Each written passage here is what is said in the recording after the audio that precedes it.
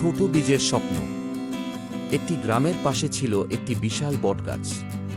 তার ছায়ায় সবাই বিশ্রাম নিত।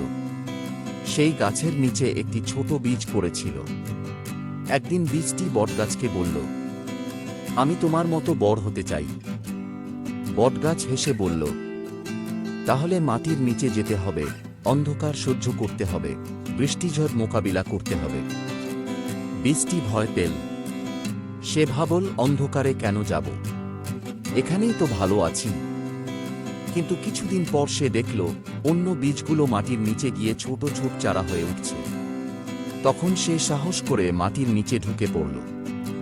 দিন গেল, মাস গেল, বৃষ্টি এল, ঝড় এল। অনেক কষ্ট হলেও সে হাল ছাড়ল না। একদিন সে মাটি ভেদ করে উপরে উঠল। সূর্যের আলো তার গায়ে পড়ল। বছর কয়েক পরে সেই ছোট বীজই একটি বট গাছে পরিণত হল। তার ছায়ায় মানুষ বিশ্রাম নিতে লাগল। তখন সে বুঝল, কষ্টকে ভয় করলে স্বপ্ন পূরণ হয় না। বড় হতে হলে প্রথমে সংগ্রামকে গ্রহণ করতে হয়। নৈতিক শিক্ষা। আজকের কষ্টই আগামী দিনের সাফল্যের ভিত্তি।